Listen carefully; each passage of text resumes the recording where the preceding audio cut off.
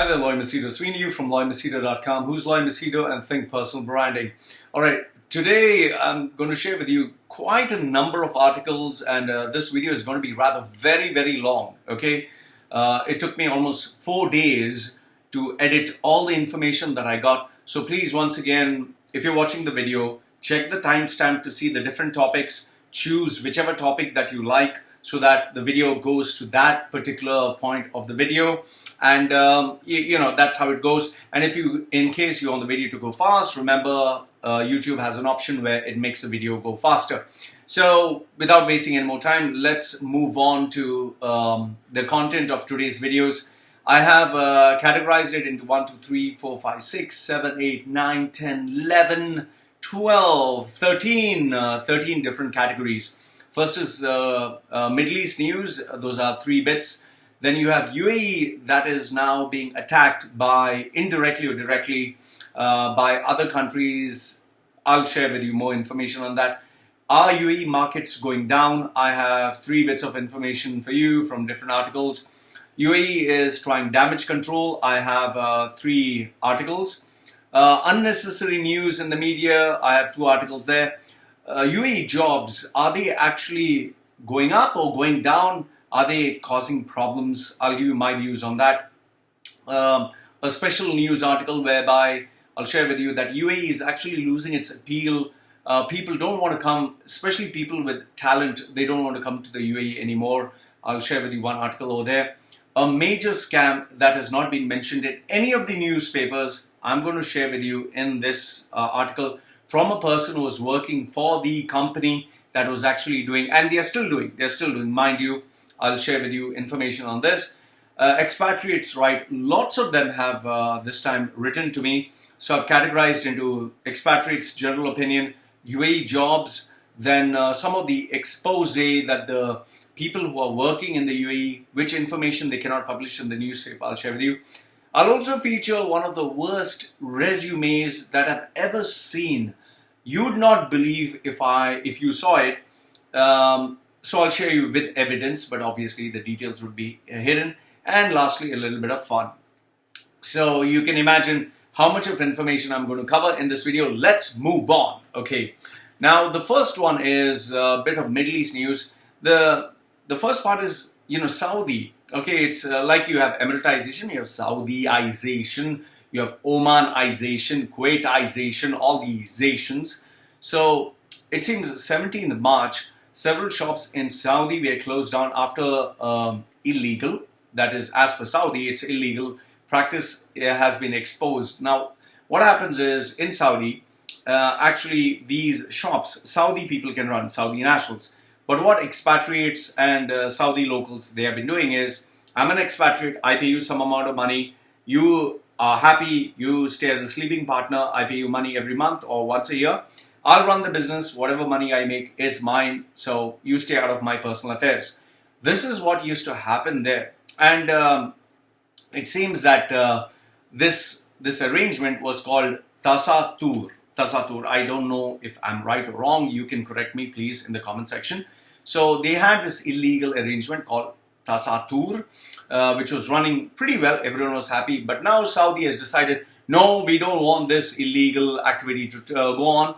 But what it is actually doing is, it is impacting the business. Many expatriates are just being kicked out. They are forcing the Saudi people who were used to easy money, sitting at home, doing nothing. Now they actually, one is they're not getting money from any expatriate because the expatriates are being kicked out. Second one is, now it's like, oh shit, I'm not getting easy money to sleep in the house. I need to do some work. And 30% of all the shops have been closed down from the past 6 months.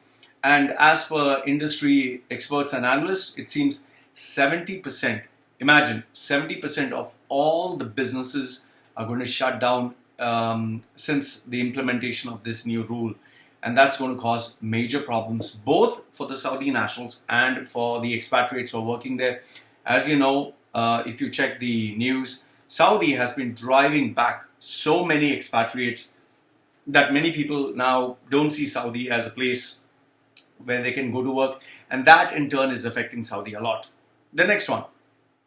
This one is from Kuwait. I mean, I don't understand what the fuck are they doing. seriously, I don't understand what the fuck they are doing.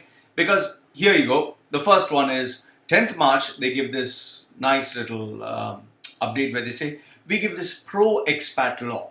Now, the pro-expat law is, they say that from now on, we are going to have expats who can not only get 1 month in a year holiday, you'll get 10 days extra. So you'll get 40 days extra per year to take as a holiday.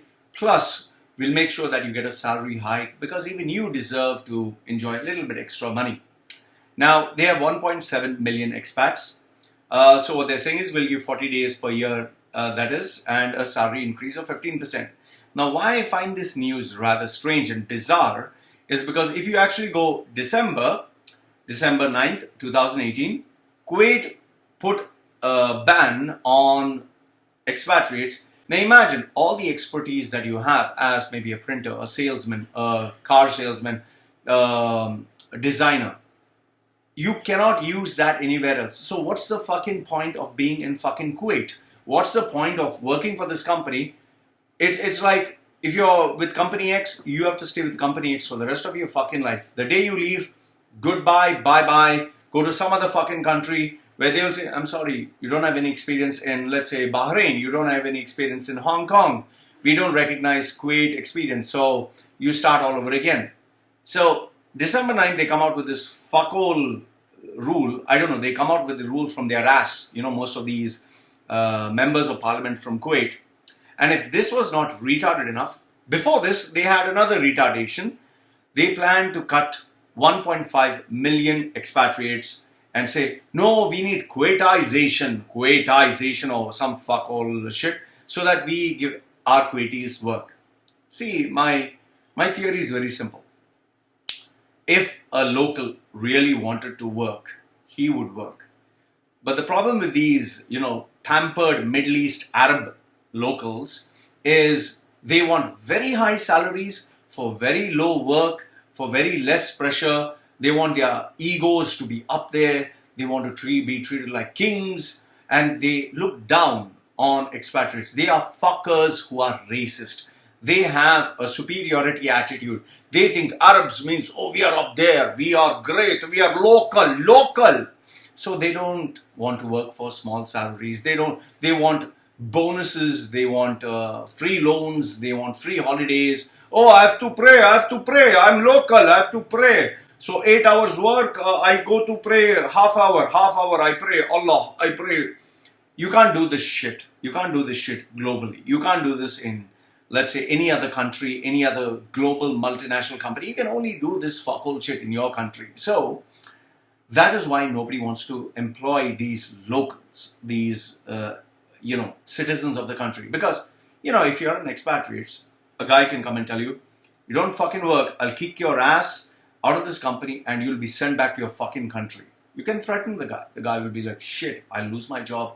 What my wife do? What my children do? But do you think you can threaten a local of the country? No. They'll say, you're threatening me? I'll go to the ministry. I'll fuck your company. I'll fuck your happiness. I'll fuck it. So it's like the employer can't do anything. So that's why nobody wants to fucking employ locals. So Kuwait one day woke up and said, oh, fuck you, expatriates. Now, when the expatriates are leaving in droves, oh, no, don't go. Hello, come back. We give you 10 days extra to go home, fuck your wife and come back, okay? 10-day extra. Oh, we give you 10% tip, like tip for dog, we'll give you that. So you like, nobody's going to fucking come back. Kuwait is going to face a shortage of brain drain. They're not going to have anybody. See, if you have talent, if you have skill, if you have some sort of self-respect, you're going to come back to these countries and be treated like shit. That is why no one with talent is coming back. Next one.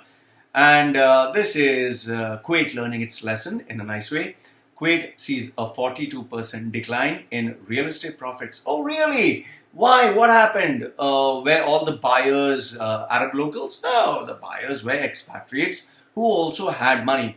Just for information, Mr. Kuwait government and Saudi government, all the expatriates are not fucking poor. It's just that they live a very simple life because they're sending money back home. They have shitloads of money which they would invest provided if they were made to stay in the country. Now you kick their ass back. They say, why the fuck should I invest in your fucking country? I'll invest it back in my country. So that is why Kuwait saw a decline, 42%. Boo hoo hoo.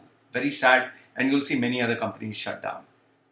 Next one, you have, in the category where I told you that UAE is under attack from different other countries whom UAE is having tension with. Let us see which other countries. Bloomberg reports that Qatar banned UAE's biggest bank from growing in its country. Oh, really? Why? Wonder why. So it seems that Qatar's financial regulatory authority is making life fucking miserable for First Abu Dhabi Bank, PSJ, which has billions. So you won't be able to add new customers. You won't be able to allow them to provide credit. You won't be able to attract investments. You won't be able to do any fucking thing. But you can operate in the country. So Qatar is indirectly telling UAE, you fuck me, I'll fuck you even more. So that's very sad. So I wonder why Qatar doesn't like UAE so much. Do you know why? I have no idea why. Then you have, if that was not a serious problem in itself, you have Yemen who says on Reuters, Yemen's Houthis are ready to strike Riyadh and Abu Dhabi if the coalition moves to Hodeidah. I don't know what is Hodeidah. Okay, now what is happening is UAE and Saudi are busy fingering Yemen, saying, hey, I'm gonna fuck you. Okay, US intelligence, take some money, fuck these guys, kill these guys. Now the problem is, what happens is when you're pushed to the corner, when you lose everything that you have, you reach the point of desperation where you say, okay, I'm losing the battle, I'm going to die anyway, so what I'm going to do is, I'll make sure that if I die, I'll take you, your wife, your children, your whole family with me. That's desperation. Why do you think, from where do you think these bombers, he strapped a bomb and he blew himself up? Why? It is desperation. So, UAE has made Yemen so fucking desperate that they are saying that if you breach the UN peace deal and strike the port city of Hodeidah, if you breach that, all the missiles that we have, we're going to make sure that Saudi and UAE is going to be hit. Now, it's not going to be like, hey guys, I have my missiles ready. Are you ready? Okay, let me fire and kill you. No. They are also going to play dirty, exactly how UAE and Saudi employ mercenaries to attack and kill, because they, obviously they don't have, UAE doesn't have a very big army, so they offer contracts to, hardcore, like these Hollywood movies. If this contract killer, go and kill, I'll pay you 1 million. I don't have to make my hands dirty. Yemen also, I'm sure they have some money, if not too much money, and they will also make sure that UAE's image gets harmed. If not war by missiles, they'll make sure the image gets affected some way or another. Today you can take revenge attacks through, let's say, bribing UAE, EU politicians. You can attack them through digital warfare. You can, scan their data, the internet. There are so many ways. So Yemen is giving a small little threat. But I would tell you this, that when push comes to shove, when you're put in a corner, you're not going to keep quiet. And UAE and Saudi, I'm very sure, are not taking this very lightly. Next one. So if you thought only Yemen and Qatar were busy attacking UAE, here you have a US company that is going to ban, a US company is going to ban a UAE company. And which US company? It's Firefox. If you actually check MSN and Reuters report, March 4th, you have Firefox fears that Dark Matter, which is a company based in UAE, which is into, internet security, internet intelligence and hacking and spying. So they don't identify themselves as, I'm a hacker, I am spying on you. No. We are only internet security firm. We are nice guys. We only make the internet secure. But actually, Reuters came out with a report where they exposed Dark Matter and they said, no, they are not just internet security. They are busy trying to hack your system, spy on you, and they are going to do whatever it fucking takes to keep their country secure. However, Reuters forgot to mention that US does it, UK does it, Europe does it, all the countries in the world do it. But since they wanted to be, make a sensational claim that only UAE does it. So they focused on UAE and they exposed UAE. See, understand this much. From where did UAE get these fantastic hackers? From US. So you think if they can hack for the UAE, they're not hacking for the US, they're not hacking for Germany, they're not hacking for France, they're hacking for everyone. It's just that here they managed to catch UAE. Somebody must have told Reuters, listen, we don't like UAE very much, we'll pay you 10 million. Come on, you need some business, you need some money, man. Why don't you fuck them? Fuck the image.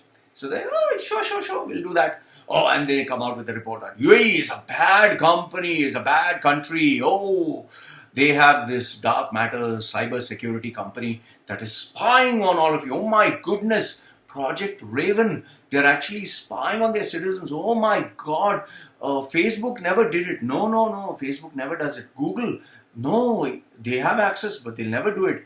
US, are you mad? US can do it, but they'll never do it. US is such a loving country. They follow rules. They have never done anything illegal. Guantanamo Bay, what? I never heard of that. Weapons of mass destruction mistake. No, we don't know that. How Saddam Hussein was killed, we have no idea how he was killed. But US is good, clean image. So this news report is portraying UAE in a very bad way. The point I'm trying to tell you is Firefox is a US-based company. It's attacking UAE's company, a company based in UAE. So it's US attacking UAE. And as far as I see, I don't think that Mozilla or Firefox is going to allow dark matter or the UAE to have an upper hand. Because if they do, then you'll have dark matter, which will be able to spy on millions, hundreds of millions of users who are using Firefox. However, Mozilla said that 400 of the certifications that were given to dark matter are going to be reviewed, and they most probably would be revoked. So encryption, this encryption business is really funny. Now, if you thought UAE was only making enemies, well, guess what? They are also making secret friends. And who's a secret friend? Would you be surprised? UAE is making friends with, none other than Israel. You might go like, what rubbish, Loy? Israel hates Islam, hates Muslims, hates Arabs. And all the Arab countries unite together and they hate Israel. Jews and Muslims, are you mad? Well, here's a nice little report from the Jerusalem Post, which says Israel's Special Olympians have a tremendous start, and guess which country? They have it in Dubai. It seems that Avital Naveh, a 39-year-old, won a gold medal in the women's 100 meters individual medley and the second medal, following a bronze in the women's 100 backstroke. The Israeli delegation won a Special Olympics in which country? UAE. And which state or which emirate? Abu Dhabi. 9 medals. I really wonder, how did UAE suddenly allow Israel to enter? I thought Israel was banned. I thought Israel and UAE hated each other. But so much of love. So much of love. So, like I said, it's a game of politics. And here's another thing which I just thought to bring it up. Sheikh Khalifa. You know Sheikh Khalifa? Yes. It seems March 19th, he gives this decree appointing 2 female judges. Now, why am I bringing this up? The report is March 19th. Today is March 20th. The report is March 19th that Sheikh Khalifa issues a decree. But my question is, Sheikh Mohammed, when he issues a decree, he has a meeting, shows his face, there's video, and he's in front of everyone, live.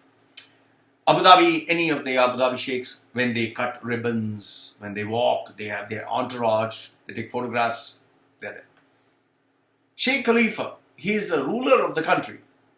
Why isn't he coming out in the open? Why isn't he holding a press conference? Where is he? How is he issuing this decree? Or is someone issuing it on his behalf and saying that Sheikh Khalifa issued this decree?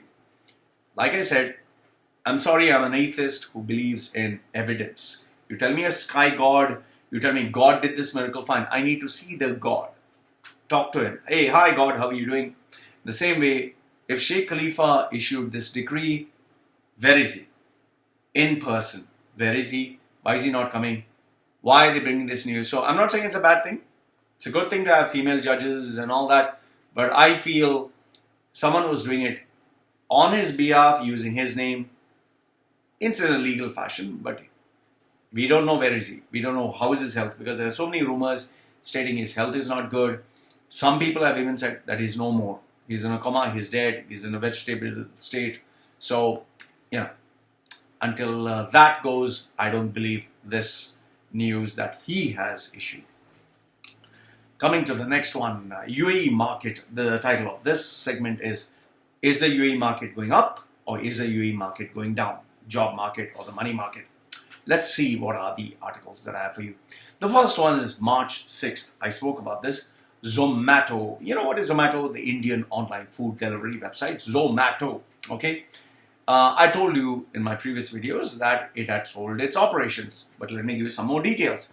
It sold its operations to Talabat, which is a subsidiary of a German firm, Delivery Hero Group. The transaction was valued at $172 million. That's a good amount of money. Why? Because through this acquisition, they will add 1.2 million orders to a $2 million monthly revenue, which is pretty good because this German firm wants the Middle East and North African business. Now, it has also agreed that it would invest another $50 million US to Zomato's global business. Now, why do I say that this is affecting UAE's market? Here's the thing.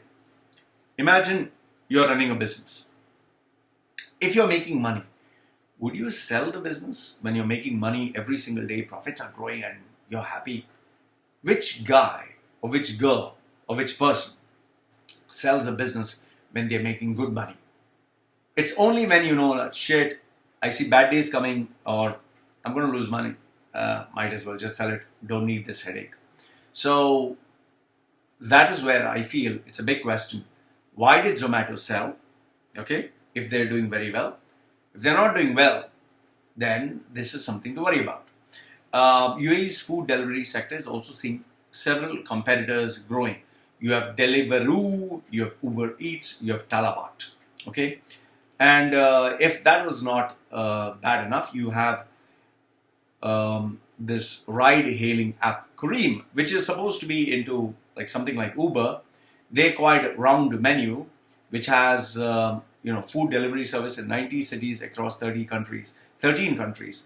I just feel too many players are jumping into this, and eventually you'll see victims because the UAE market is going through slightly challenging times right now. And then, if you still then think that UAE market is going through bad times, well, globally, you will have to agree with me, because Mr. Etihad's, Mr. Tony Douglas, Etihad Airways CEO, okay, he just laughed and he gave this nice little report in Arabian Business. He calls the reports of Emirates Airlines and Etihad Airways as clownesque and lazy, okay. He said, why don't you guys give some real reports? Ha ha ha.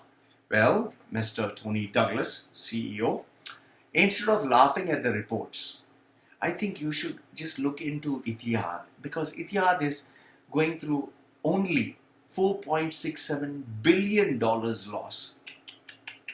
4.67 billion. Ha ha ha ha ha. Tony Douglas, that is something to laugh about, not the reports of Emirates and Etihad merging.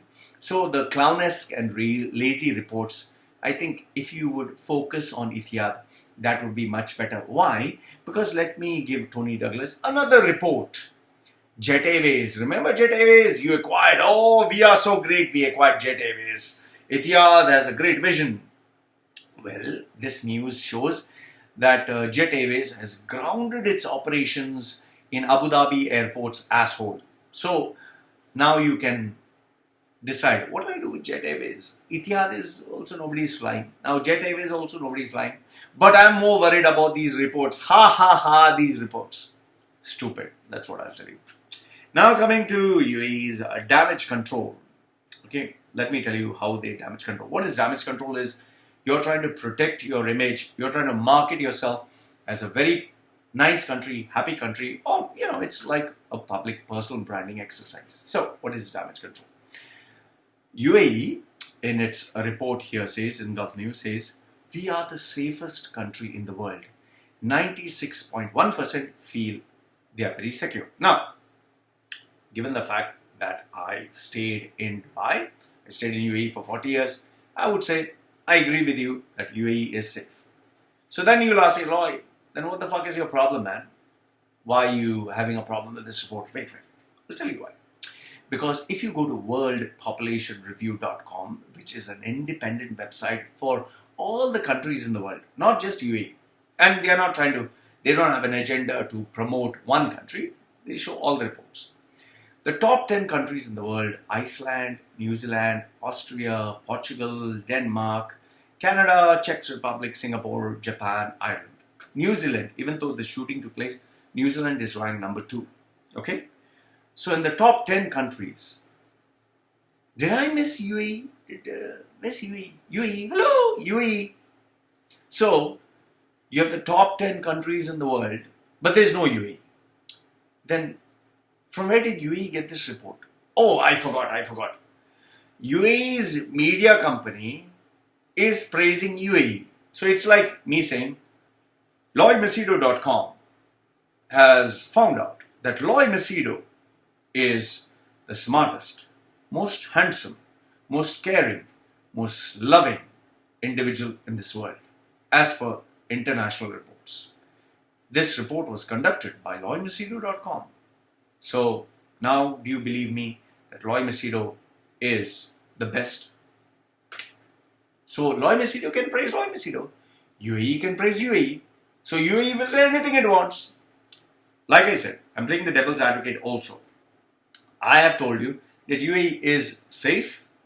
However, please keep in mind that even though it is safe, the other side of the coin, you just have to Google human rights abuse UAE. You'll find some things and then you'll wonder, shit, this also goes on. So, I agree with this report. UAE is a safe country, but, those buts, I love those buts. Every time there's an ass or a butt. Okay. But, like how they say but. Sad to say, in the independent reviews, UAE doesn't rank. Let's move to the next one. UAE, I have this collection of news. UAE has suddenly become a very nice country. They are giving you super discounts. March 12th, it seems you have Abu Dhabi to cut fees on tourism and hospitality sectors. Wow! No tourism fees, municipality hotel room. All this will be discounted. Then that was 12th March. 13th March, Dubai Healthcare City says, we are not going to charge you fees for so many other things and give you discount on healthcare, commercial, research, educational entities, plus free zone will give you discount. So 12th March, Abu Dhabi is giving you a discount. 13th March, Dubai is giving you a discount. 13th March again, Abu Dhabi says, oh, listen, not just tourism, not just hospitality, not just municipality. We'll also give you airport free zones. We'll waive licensing fees. So nice, such a loving country, such loving people. They'll give you free sail. I wonder why. Maybe there's too much of business. Or maybe there's hardly anyone. I don't know. You tell me. Then you have, if that's not enough, they once again said, we'll give you one more free, because it's a magic word. And what they're telling you is, if you're an Indian who's from India, we love India. India is so great. So, when you come to transit from Dubai, we'll give you 2 days free transit visa. 2 day, you can come, you can show your monkey face for 2 days, and then poda means out. So what they're trying to tell you is, only 2 days come. They love you so much. They love India so much. They love Indians so much. No. It's not the money. They don't want you to spend money. No, don't misunderstand. They don't want you to spend anything. They just want 2 days you come and sit there, transit and go. Maybe they are hoping some rupees you'll spend on eating some food, vada sambar dosa, drinking some water, and go. I wonder how many people are going to be, wow, UAE 2 days for free, wow. So these are some of the great offers UAE is giving. Clap. Fantastic. Next one. And if this was so great, UAE has put one more news. Bitcoin ATM arrives in UAE. Yes! Oh! This is so great. Bitcoin has come to, ATM has come to UAE. And it's so great. You know why it's so great? Because you can only buy from this ATM. Anhad Dhingra, who is, Sayyid Anhad Dhingra, who's the CEO of Hora.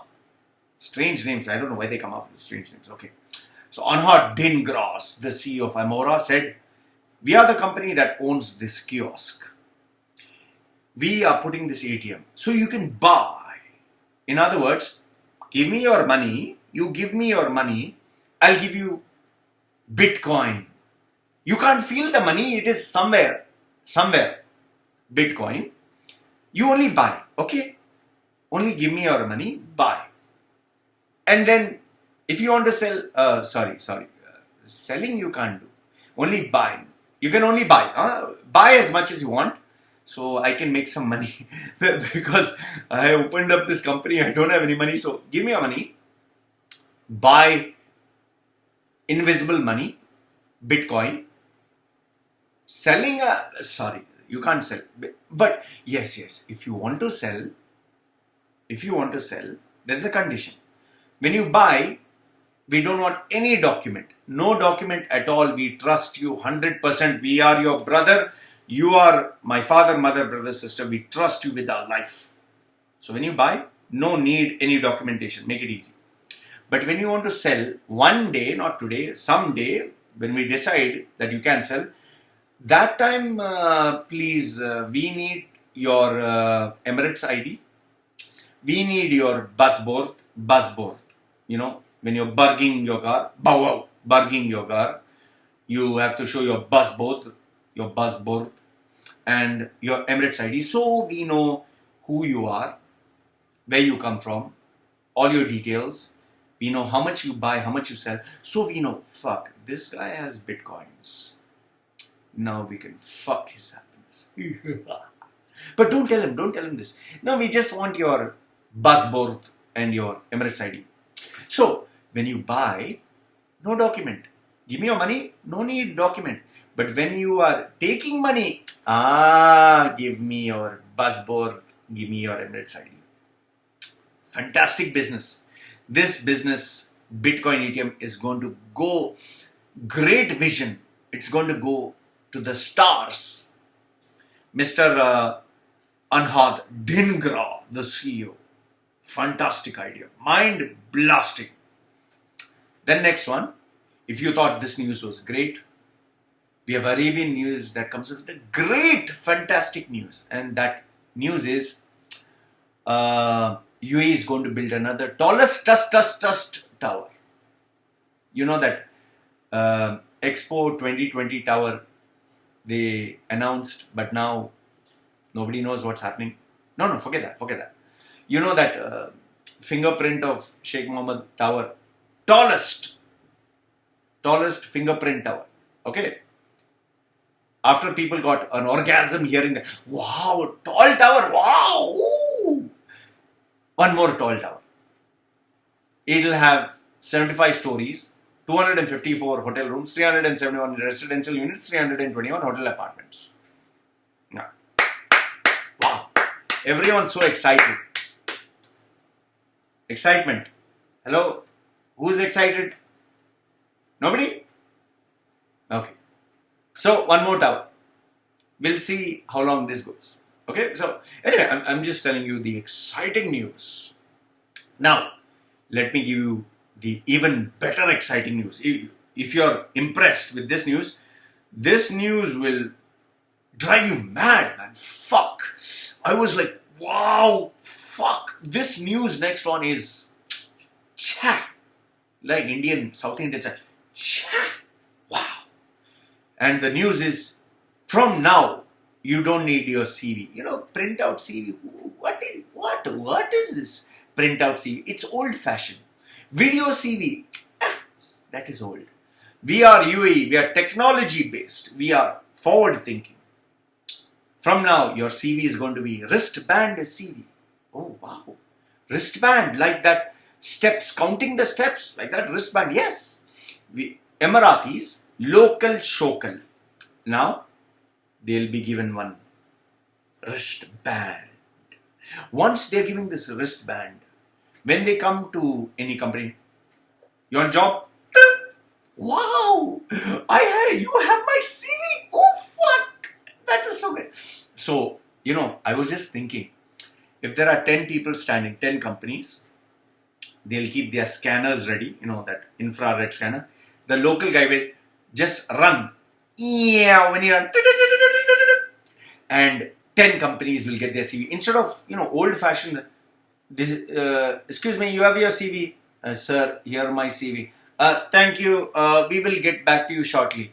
Okay, thank you. I'm local. You get back to me, okay? You call me. Sure, okay. So instead of wasting time like this, why to do all that? Better than that, all Emirati locals can just scan their CVs and wow, fuck, what progress, mind blasting. So 18,000 high school and college graduates, they will get to go to this wonderful career fair and they will get live video training, CV clinic. The word clinic I felt was for sick people, but here you have CV clinic and you have expert panels, panel of speakers who will talk to the locals about Emiratisation. So, Talia, the next progress, UAE, please listen. After this wristband, let's go further. Let's have a chip implant.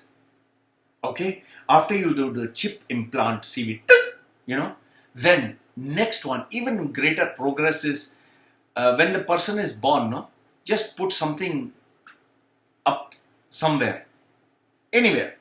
So when they are walking,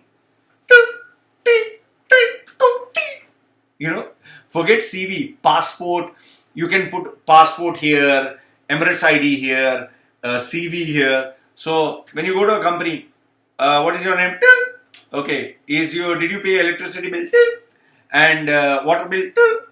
So different locations, parts of the body, that will be so forward thinking. And UAE, you're great. Salute. I salute your progress. Okay, next one.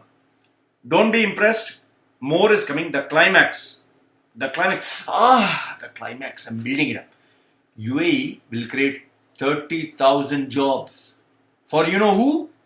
Hard-working, local shokal Emirati. And that also not in the government. No, not in the government. In the private sector, because locals are dying to work in the private sector. They are dying to work in Ramu's company. They are dying to work in Bolu's company. They are dying to work in Sheila's company, Ubuntu company, where, they can only afford 1,000 dirham salary. So they want Emiratisation of that, so where you can get cheap labor. There, Ahmed bin Al-Khalid bin something, he will join the company as manager. I pass through college, I manager, you all expat, okay? So I manager because I'm local. You give me 20 people salary because I have to buy karak chai, I have to pay for Range Rover, I take bank loan for my house. I'm local, I have expense. So you give me job. So you'll have many private companies employing local shokal, hard working. They will come to the office on time. So if the office starts 8 o'clock, on time, 10 o'clock, because their time, their watch goes little slow. Okay. After they come first, they will have karak chai. And it'll be, his earphone will be, oh, sorry, now we have wireless. So he'll have two things in his ear. Fadal, hey, Shwada. Hello, how are you? Bring chai. Then he'll sit on his chair. Of course, I understand. And he's a manager, so he'll keep one leg up. Then after that, it's going to be, 12 o'clock. You have to pray. Muslim, he is Arab Muslim. He has to, please, I will go pray to mosque. I come back, then I do work. So he goes, he has to pray to God because he's so spiritual. He takes out his earphones and mobile phone. He'll wash his hand and wash his leg. He'll pray. God will be so touched by him. And then he comes back, and by the time it's 1 o'clock, oh wait, fuck, it's lunchtime, yeah, what the fuck, yeah, come on. Okay, then he goes, shawarma, he'll have khubus, he'll have hummus, he'll have fusus, he'll have moose and boos and brazus and gooses, and then he comes back. That was nice food. But then, wait, he has to pray again. Of course, God comes first. Please, let me go pray. So he gets up from his chair, again he goes to pray. Finish, then he comes back. Sits on the chair. Now we will start work. But wait, now it's 4 o'clock, ya akhi. I need to have karak chai, coffee, with my colleagues. Okay, we have tea, we talk, and how is market? Market good? No problem. We will do. You have local with you. And then after that, obviously, 5 times a day you have to pray. So 5 times in between the breaks and all that. And then, Yaki, 5 o'clock. If I wait, I have traffic. I have to go to my house. I have to take care of my wife, my future local son. I have to go home. Otherwise, I will get traffic. How I can, then tomorrow I will be late. Okay. So, what I do, Ramu here, my assistant manager, he do my work. Don't worry, take care everything. Sure, we local, if we say something, we will do it. Inshallah, it will be done. Ramu, please make sure you do report. Okay, I will talk to Arbab for your promotion. Okay.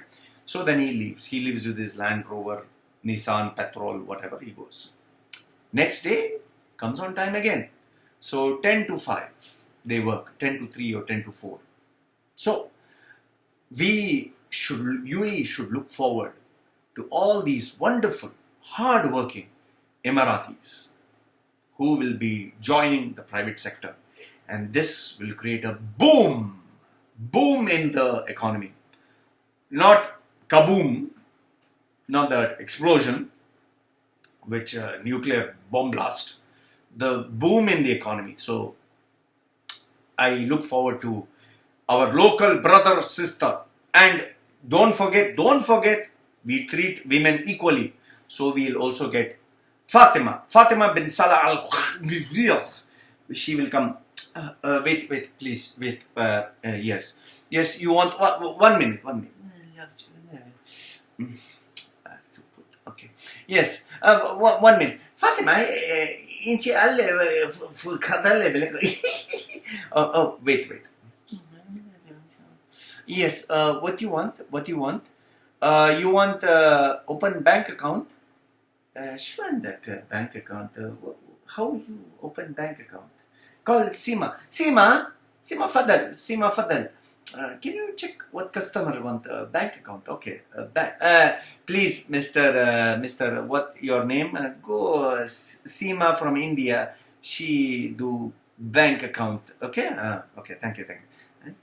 Hey, mashallah,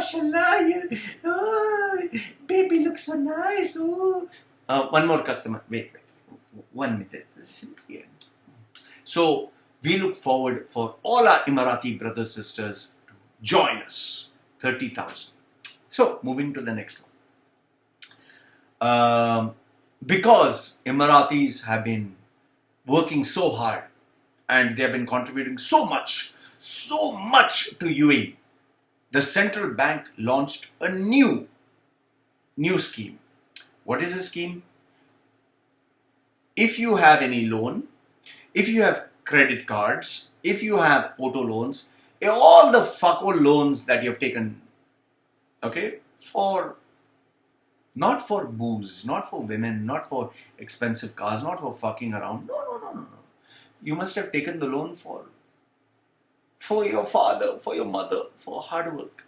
So UAE has decided, those poor Emiratis, so much money, loan they have taken. We are there to protect you. Don't worry. We'll consolidate all these loans. We'll tell those other bankers, you fuckers, you bankers, you charged our locals interest. It's haram. Haram in Islam to charge our local interest.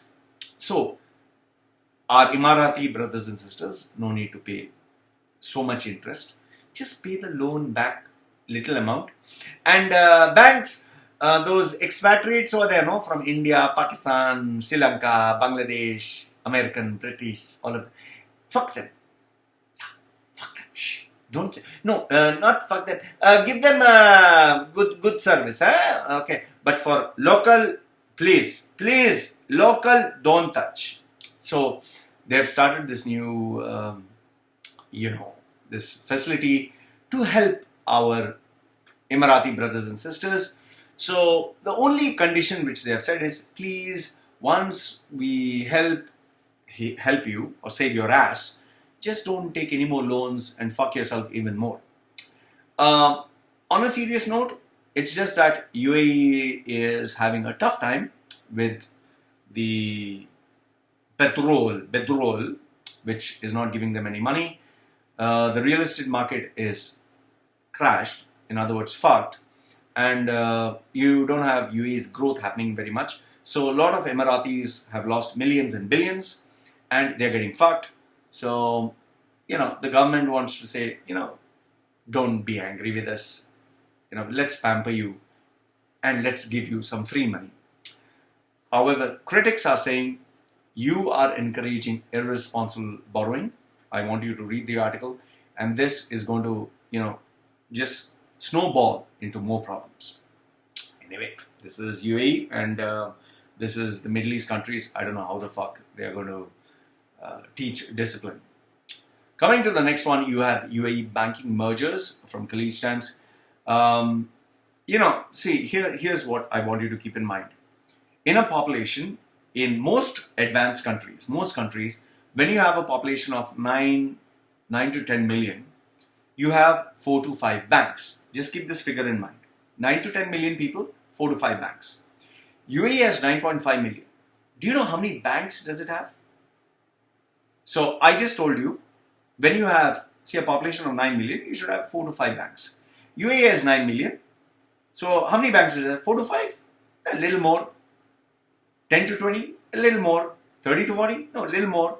40 to 50? A little more. 50 to 60? No. It has 60 banks. Okay? 60 banks.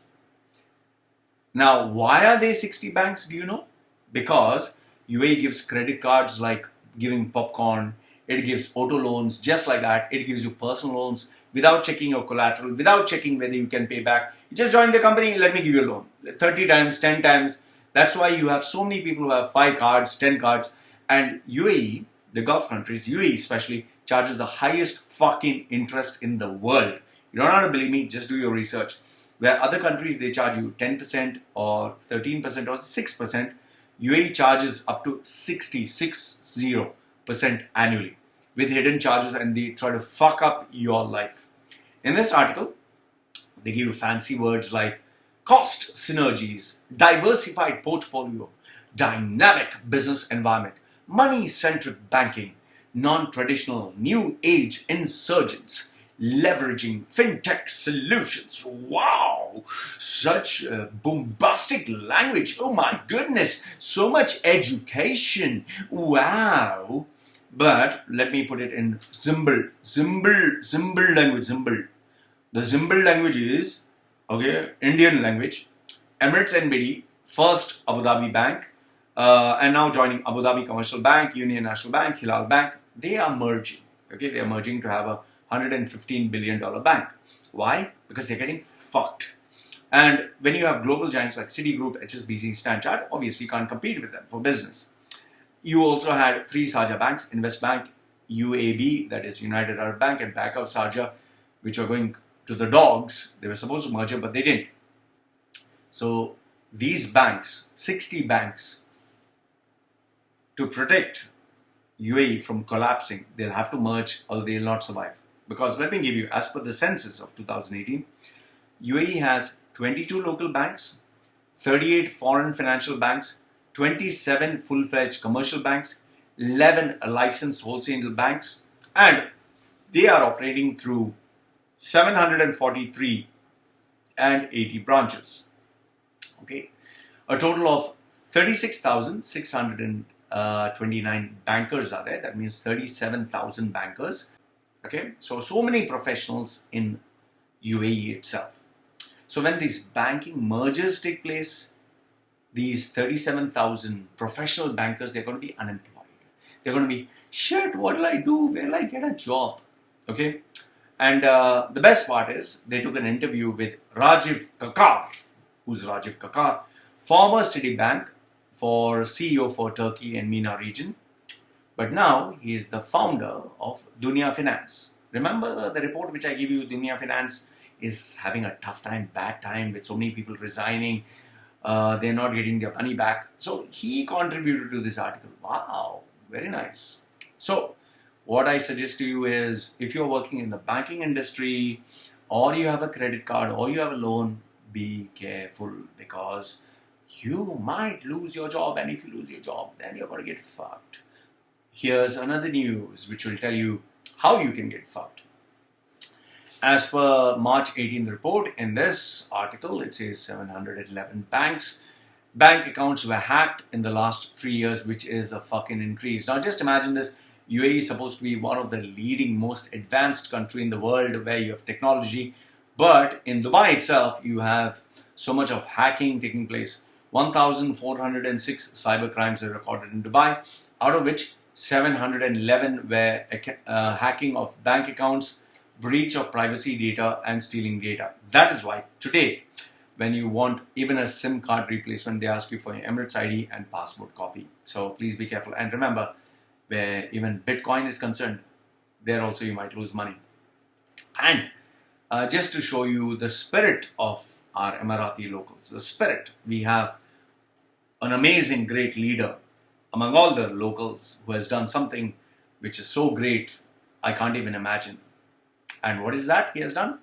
March 17th, Emirati driver racks up only 1.158 million or 315,000 US dollars of unpaid fines. Wow. He has got 1,251 violations, 1,200 speeding tickets, and 51 confiscations. Just imagine, Emirati driver, 23-year-old, only 23-year-old Emirati driver. I sometimes ask myself, why didn't an Indian driver do this? Why didn't a Pakistani driver? Why didn't a Bangladeshi? Why only Emirati? Why? Wonder why. I really wonder why. Coming to the next one. This one is more with regards to UAE losing its appeal. Now it seems, you know, many people ask me, Eloy, why do you always keep putting UAE down? Why do you keep saying that UAE is not going to get, people coming to visit UAE? Let me give you a nice report. Now, obviously, Gulf News will not report this. Obviously, Khalij Times or National, they will not report this. So who will report this? Someone like MSN News. Okay? MSN News reports March 18th that, Kerala, the Indians, my state, my father's state, exactly. These guys with the sarong or lungi or that cloth which they cover with the funny mustache, coffee filter, who speak funny. That's my people, or who smell funny. Oh, they didn't put deodorant. Those are My father came from there. Okay, Kerala.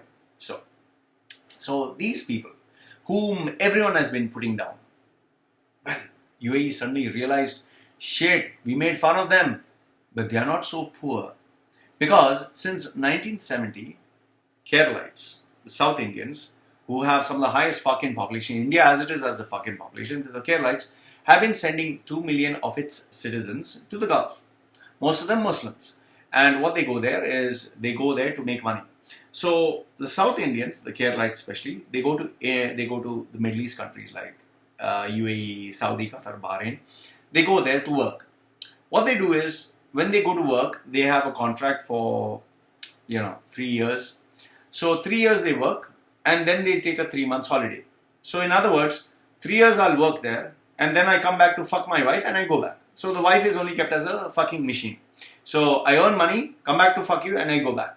So when I come back to fuck you, I come back to make some babies, keep you busy, full tank, keep some 2-3 babies, and I earn money there. But there, when I'm in the Gulf, no, I'm not cheating on you. I'm not going to, there is no whores. We are going to Arab Muslim country. It follows Islam. So there'll be no whores, no prostitutes, no girlfriend. I'm only working. My dick doesn't function. Ball is not there. No testosterone, no sperm, nothing is happening. I don't get even toying, nothing. I am dedicated to your wife. Don't worry. I come there to show you I love you, love. Okay, but I come here to make money. So this is what has been happening with our Indians, our South Indians. My people from my village used to go there, and those days, Ramu, Shamu, Gopu, Gokul, Gopal would get very high salary, sir, clerk, tea boy, all that, very high salary. And those days, 1 dirham was too many rupees, too many. Okay. In fact, 2017 to 2018, it seems 12.15 billion dollars. Wow, billions of dollars were sent from UAE to Kerala. Wow. And the district of Malappuram. Okay. So imagine, it is $12 billion. That much money was being sent. Sadly, 2014, something happened. 2008, property crashed. 2014, petrol crashed. Now, the Saudi, Kuwait, UAE, they are kicking away everyone. Fuck off. We don't want you. Omanization, Saudization, Kuwaitization, all the fuckization is happening because their local shokals are not getting jobs. So why should we have your ooga booga come here for work? So fuck off. We'll give our people job. So now, that is number one. The second problem is, where once upon a time, if you were a Keralite and you'd say, my son from Dubai, going to Gulf to work. So many girls wanted to marry my son. Oh, what a nice Monet, what a nice boy. My daughters, 5 daughters want to marry your son. Very good. They will suck cock, very nice, juicy. They will suck and swallow. Please, your son marry my daughter. Please. So much of prestige issue, prestige. Please, I want to marry your Gulf son. Dubai, wow, Dubai. So much money will come in. It's so good. We'll pay you dowry. We will buy your son's cock. Only to put sandwich in my daughter's vagina. Please. Those days, such a big honor to have Gulf cock in daughter's holes. However, after people started losing jobs, after social media came up, after internet became cheap, people realized, oh, Gulf, when they are working, passport is taken, they're treated like shitter, they're treated like laborer, and they don't have job, and they have loan, and so much shit is happening. What prestige? No prestige. So they realized, and then so many, people, Indians started to come back. I have no money. That guy was treating me like shit. I have no money. I have loan. I ran away from there. Then they realized this Gulf Dubai boy, no use. So today, when if one man has son Gulf and he says, you want to marry my daughter? For what? For what? Suck his cock for what? He will get kicked by Ahmed or Khalid or somebody, and then he will come here only for fuck. Once in 3 years, he'll come to only fuck. No. My daughter, she's studying good convent school. She know English, and she's smart. She even knows hair waxing. She doesn't have hair. She has so many boys who like her. Why I marry Gulp? Why? And for example, in this report, it says one 19-year-old Malayali girl, what she said, economic student. Wow. She said, I want modern husband, modern. She wants a modern husband. She wants to be best friend. Okay, wow. She wants a modern husband who will be best friend, and he should be physically present. Physical. He should also give emotional support. Wow. So today's girls have some demands. They just don't want deposits coming in between their legs. They want more. They want best friend, emotional support, so many understanding, loving, caring. Okay. So today girls have demands. They also want a man with stable career. Yes. So that is why so many now men, when they say, I'm from Dubai, people, you from Dubai, kachara, you laborer. If you actually see today, if any Indian comes down from the Middle East and says, I'm from Dubai, people laugh. They think, NRI, not required Indian, come back. Poda, get lost, stupid. Because nobody values them. In fact, there is one story here which is really shocking. Rather, I wouldn't say shocking. This guy, according to Rafiq Rautur or something, a TV producer who works on Pravasi Locum. Okay, this is a TV producer who works on a show called Pravasi Locum, a show that investigates missing Indian migrants. More than 1,700 from Kerala have been declared missing since the year 2000. It seems there are a lot of unscrupulous agents who tell lies, give you good promises of a good job, a good life. They take money from you. However, once you land there, you realize you have been scammed. Your passports are taken away from you. You don't get your salaries on time. You get beaten, you get bruised. You're taken as prisoners. And then one fine day, you're missing. An example is a case in August 2013. Pokoya Shamnath, he left Kerala for Kuwait. Okay? Kuwait, Muslim country, Arabs treat you with the fear of God. Yeah, it's supposed to be a good country, like values. Okay. So he went there to work as a driver for a Saudi family for $280 a month, leaving behind his wife Bushra and his 2 children from Kadinamkulam village. Okay? So they thought, well, I'm going to work as a driver. I'll sacrifice those 2-3 years, come to visit you.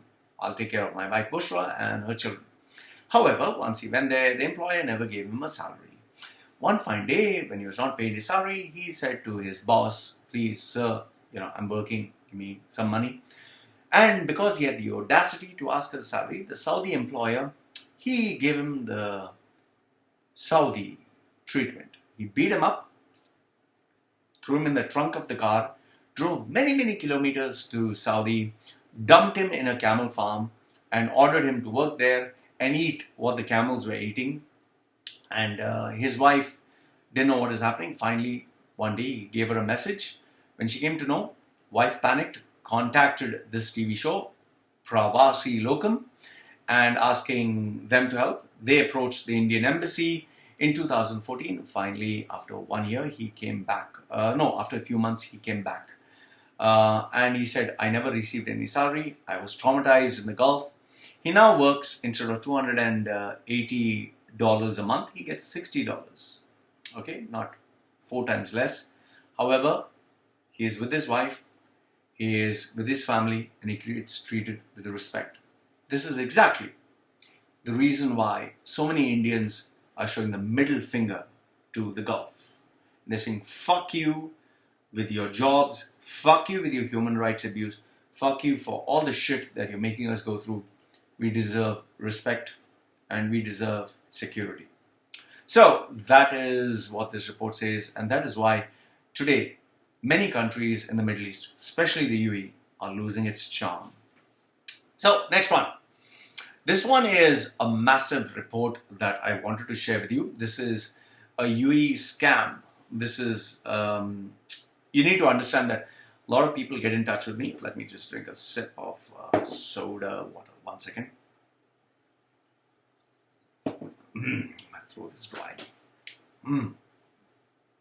So, the news that I share with you is not only through links, it is also through people who are actually working for a company, or after they resign, obviously they can't talk, they can't publish it. So they share this information with me. And people, once they go back home, they go back to their country, that is where they're very free. So this guy actually spoke to me for nearly an hour. Imagine, he spoke to me an hour and he gave me this expose. And in fact, he gave me all this information, which I'm going to share with you. So this is what he told me. He started off with jadopardo.com. For those of you who do not know, Jado Pardo is this online website, which was an amazing concept, just like Souq.com. And I met the founder. Okay, really, Omar Qasim, his name is, a visionary. I considered him a visionary because he developed a brand. They had that nice little photograph of a logo, as was it looked like LGBT rights ninja. Although those days it was not LGBT rights, but it was a very colorful looking ninja. Nice card. Even their card was designed like that. So this guy, the founder of Jado Pardo, who is Mr. Qasim, he actually comes, this is what was told to me by this ex-employee who was working, I wanted to not tell you which company, but he was working for one of these online giants. So it seems that because of the success of his father, they are Sri Lankans. They come from a very successful textile-based industry. They have this some Yemen community or something, like the Shetties of India. Very powerful, well-to-do Sri Lankan community. So he hailed with his father being very rich, and his father obviously supported him a lot and must have given him the key seed money or the leverage, because obviously if you're a young boy, from where do you have your millions? You don't have millions. The father supported you. So his father gave his vision support or platform, and because of which he created Jado Pardo. And Jado Pardo was a known brand. It was doing very well, and however, one fine day it just vanished, and people were wondering, like, what the fuck happened? In fact, I got shocked when I came to know Jado Pardo is no more. I was like, what? Really? So then this guy told me, with these links he gave me, it seems like May 2nd, 2017, it says by Khalifa Times, Jado Pardo acquired, shuts shop. I was like, ooh, really? Why? It seems after Amazon purchased Souq.com, Jado Pardo also sold itself to somebody. So May 2nd, 2017, 2 years ago, they didn't reveal who. May 11th, 2017, it seems finally Reuters reported that Abrar, he, the billionaire, he, proudly stated, I am the guy who purchased Jado Pardo. I'm the guy, I paid millions for this and I purchased. So just as Amazon purchased the e-commerce website and they wanted to make Souq.com the biggest player in the Middle East, Jado Pardo was shut down or purchased by Abrar, and he wanted to make it part of his brand, whatever his brand was. Then 23rd May 2017, Gulf Business reported, see, now imagine this, Jado Pardo, this was a business created by Omar Qasim, and he tells him, okay, I'm buying this, so we shut it down, you join my company, which is noon.com. So you join this company and you make this as big as Jado Pardo. So obviously he must have told him, I'll give you some shares, or this is me speculating, I'll give you a big salary, obviously you're not going to work for free, and whatever. So he joined, so a company that was created in 2011, which was acquired by Mohammed Al-Abrar. I hope I got that name. Al-Abar, Mohammed Al-Abar. Okay. Thanks to Saudi's Saudi public fund of 1 billion. So 50% would be owned by Saudi, 50% by UAE. So they purchased Jado Pardo. Omar Qasim joined Nool.com and he said, I'm going to take over as Chief Technology Officer. The same brains I had for Jado Pardo, I'll give you the same brains. However, something happened. We don't know. Maybe Mohammad Abrar realized the guy is not smart. Maybe Omar Qasim realized, I don't like this environment, I'm not the boss. Maybe they realized, oh, he's not as, he was just lucky there. He doesn't know what to do. Something happened. So he said, no, thank you. I don't want your job. Bye-bye. And before you know it, Noon's CEO, Noon.com CEO, Ford Hill Ben Turkia and a number of staff left Noon.com as per this report, Gulf Business, which says teething problems. They were getting teeth and some problems are there. Later on, 3 months later, our Omar Qasim launched Isanjo. He said he's working on Isanjo, a global real estate asset management business with Ethereum blockchain. So blockchain technology. The visionary who created this online e-commerce platform decided, I was a visionary there. I made so much money there, so much success. My success will repeat like a Midas touch. Everything I touch will turn to gold because I have success in the past, it'll repeat itself. Then, fast forward September 2017. So remember, from May, we go to September. May, June, July, August, September. On September, Omar Qasim started, obviously going many places like Meena Bites. What they said is, he had an AMA, Ask Me Anything session. And he was also talking about Isanjo's, that visionary new thing he's going to create. However, October, there was a report in Arabian Business where he said that, Isanjo, it'll be being the forefront of this technology. He'll use blockchain. He was still talking about it. He still believed this is going to be the future. So imagine, May, September, October. All the while, Isanjo is going to be this big thing. November, there's a blog post. And then he says, Omar, same guy, says, I've decided to scrap this idea for now. Decided to scrap this. Isanjo will not be doing what I told you, that real estate, blockchain, Instead of this, we'll do something else. So his statement in this article is, after spending months together with our engineering team, exploring today's blockchain space, I feel our timing is little off. Timing. Okay. Whilst blockchain remains a fundamental, interesting piece of technology, the rapid iteration, whilst inherently a good thing, it makes it difficult to build a stable product. What fantastic English. I didn't understand anything. In other words, this is a flop, yeah. What did I do? I thought I would make millions and billions. It's not working out. But instead of saying that, whilst blockchain remains a fundamental, interesting piece, blah, blah, blah, blah, blah, then, 2 years later, January 1st, 2019, a new report comes. Jado Pardo's Omar Qasim to launch cryptocurrency exchange. Wow! For the Middle East African region. Wow! And he's going to come out with his new project, BitPardo. From Jado Pardo, BitPardo, which is a cryptocurrency exchange for Middle East, Asia and Africa. Wow! Fantastic. Cryptocurrency exchange. That also in the Middle East. Middle East. Who's doing cryptocurrency? Africa? Asia? Who? What are you doing? You are successful in Jado Pardo. Then you want Isanjo. Now you want BitPardo. Bado. These names are so funny. Bado and Isanjo and BitPardo.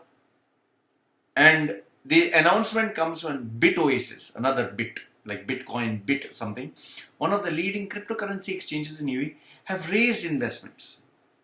Now, this uneducated, tattooed fool with no experience in billions is giving his Panditgiri prediction.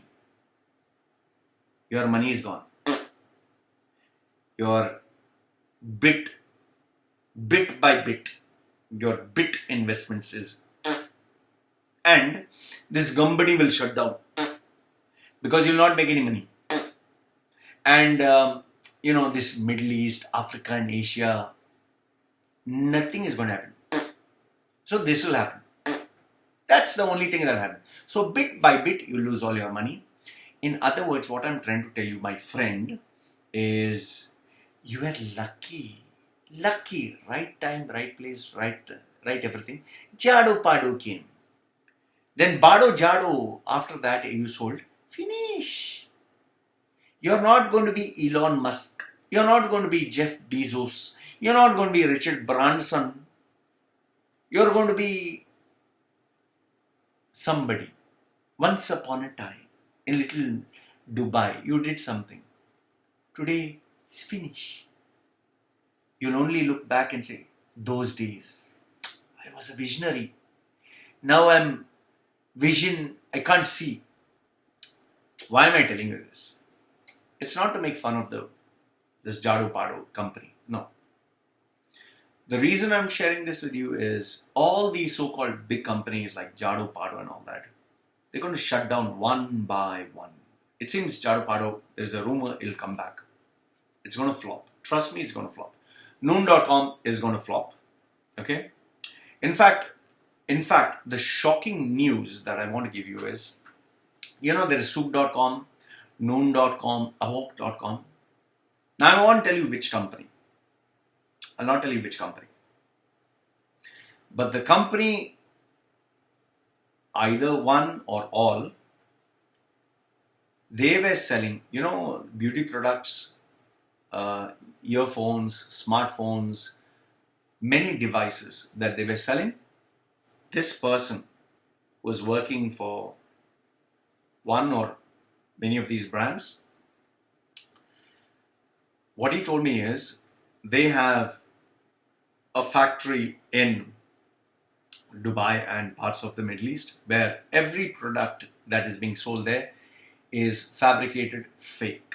They get these products from India, China, they even manufacture it there. As for his email that he sent me some of the information.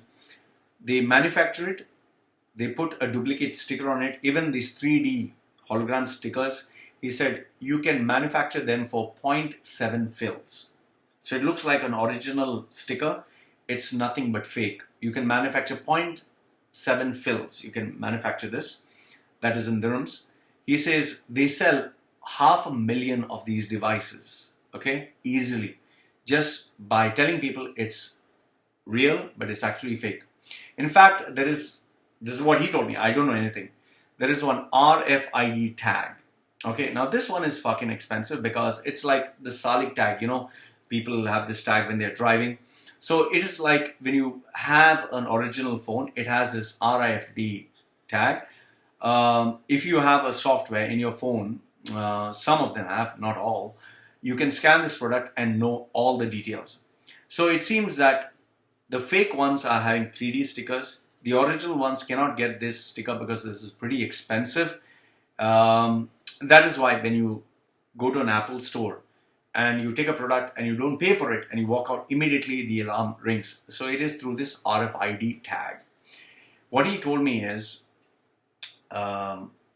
this company, whichever this is, they have made millions, hundreds of millions every single month by giving fake beauty products, fake phones, fake earphones, branded, whether it's an Apple phone, a Samsung phone, or it's a Beats earphone.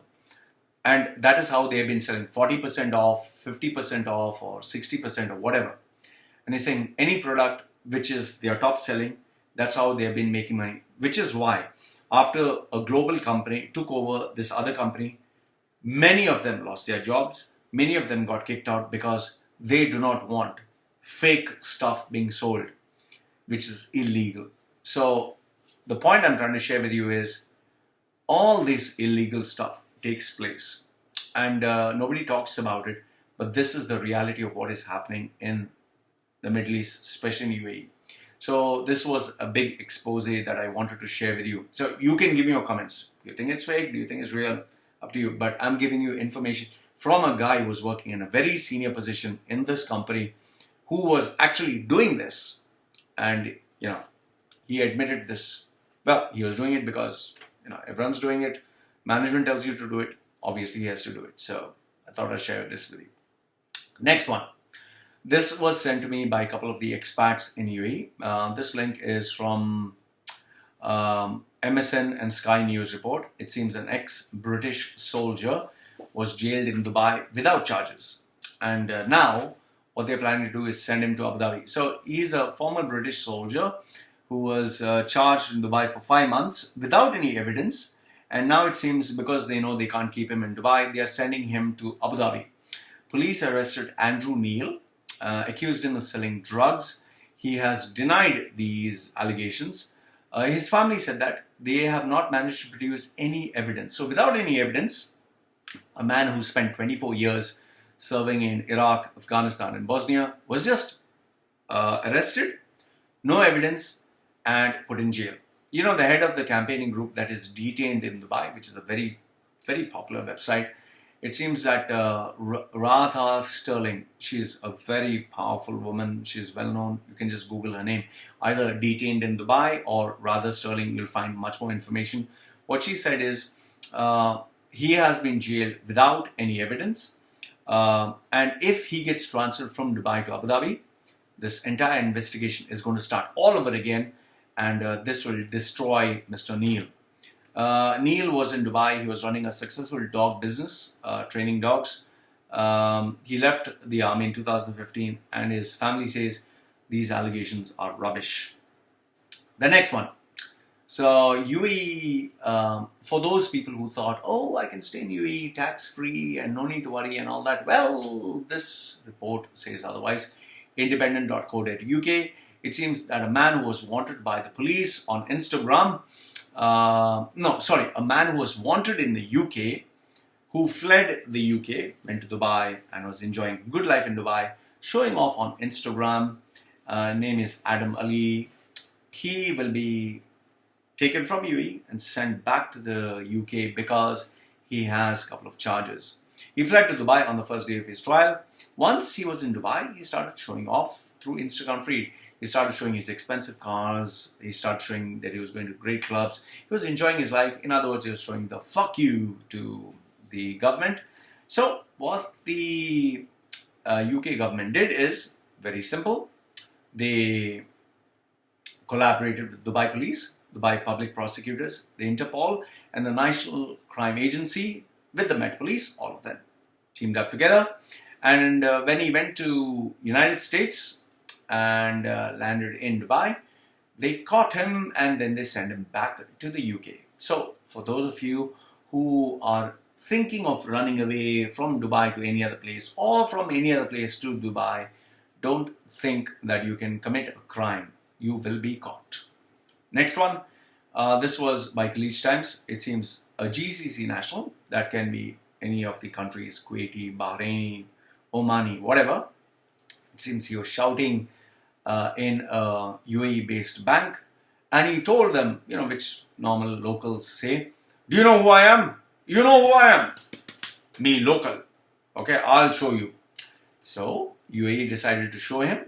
He is in a 3 months suspended prison sentence and he has to pay 10,000 dirhams. Okay.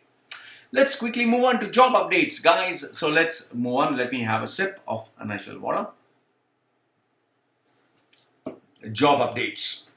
So in terms of job updates, you have a UAE report, that is Gulf News. It seems that Gulf Pharma CFO, Gulf Pharma, which is a very powerful brand, Jalfar. I'm sure if you go to any pharmacy, Julphar, they are the biggest export market is Saudi Arabia with 34% of its sales. So it seems the chief financial officer, they resigned. Not only that, it seems that the top 5 members of the board, they left. Now, the reason why it's a big news is because they have a major market share in the Middle East. They are a very powerful brand. So having its key people resign, that clearly shows the brand will get affected. Insiders, part of the people who are working there, they said that it's not because products were recalled as per this article. One of the reasons why they left is because their sales are being affected. They had a loss of 153 million. So you can see that Gulf markets are being affected. Another one, this was sent to me by a UAE reader. He said, Loy, there are a lot of lawyers a lot of people are losing the jobs. In fact, his friend, who's a very senior lawyer, working in a boutique law firm, that is a high-end law firm in DIFC, who are dealing with many corporate clients and high net worth clients. It seems he and his colleagues, they just bundled up together and said, please, you're terminated. The lawyers were in their late 50s and early 60s. They have 30 years experience in the corporate law firm, and they were in Dubai from 2010. So he just shared with me that they lost their jobs because of lack of business. Another reader, he sent me this email, a rather painful email. He was a senior recruitment manager, stayed in Dubai for more than 30 years of his life. It seems he was given his marching orders by the owner's son. A new management took over, that is the owner's son. He came, decided to change everything. So how he was terminated was pretty bad. It seems he was just called to his office, told to pack his bags and leave. One of the reasons is because he had a difference of opinion. The sad fact is, he said, Loy, I had loans, I had credit cards. Fortunately for me, I have money. I paid all of them off. But the way that I was thrown out from this company after years of dedication, being treated like shit, it's really something I cannot explain. He said, all the 30 years of my life that I worked for this company, I give extra hours, coming during holidays, giving them my blood, sweat and tears, and now they just threw me away with not even a send-off. He said, nobody from the company even bothered to give me a call and say goodbye. Well, this is the reality of life in UAE. Another reader has sent me this. It seems two ladies, Indian and Filipino, best friends. I don't know if they are lovers or whatever. It seems both of them spent money on their credit cards and they took loans, and now they have had their salaries reduced. So they asked me, what do I do? How do I pay off the money? It's in the Filipino lady took loans to pay for her child's expensive education. Well, what can I say? You took a loan, you need to pay it off. If the salary is reduced, figure out ways to earn money. Well, if you want creative ideas, this is the next one. A UAE lady based in UAE, confessed to me that she makes money through selling naked photographs. I was like, okay, so you are making money in photographs, so what can I do for you? I asked her. She was asking me, how can I make much more money as a personal brand, which I found rather funny. So we did book a session. I did tell her that I would use her story without giving a name. She gave me the permission.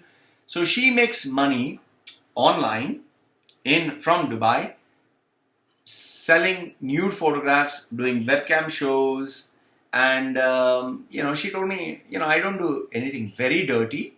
I just, do what the customers want, from putting stuff into the thing. So this also happens in Dubai, guys. Okay, next one. This was a letter that I got from a gentleman who sent me from a fake account. He says, Loy, this is just for me to protect my identity. What he said is, Loy, I've been passively watching your videos and I feel honored that someone is there to voice our concerns that we expats face in Dubai. I'm a Bangladeshi national, born in UAE. I've also seen the suffering of Bangladeshi nationals harassed not only by the government but also by business owners. I'm sorry I had to keep my identity hidden, as I'm here to have no issues from these local people. I mean, we Bangladeshis born here are cursed. Why we are here is to have a good life, unlike in our home country. We do not belong here and we do not belong there. Okay, we do not belong there, we don't belong here. We're basically aliens on planet Earth. Now, why I'm writing to you is, you have shown something about us getting 9,000 jobs. LMAOL. That is laugh aloud or whatever. Our passport has been banned for 7 years. We cannot apply for jobs. And what Khaleej Times is reporting is all bullshit. All business owners know this and they take advantage.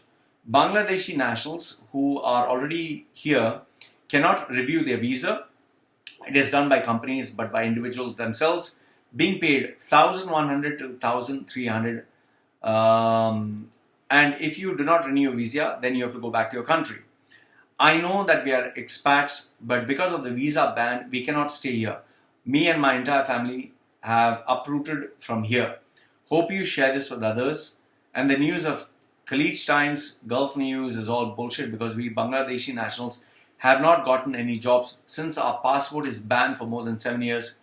Nor the Bangladeshi government, nor the UAE government is helping. Well, so this is another problem that was shared. All right, the next letter that I want to share with you is one of the readers that sent me.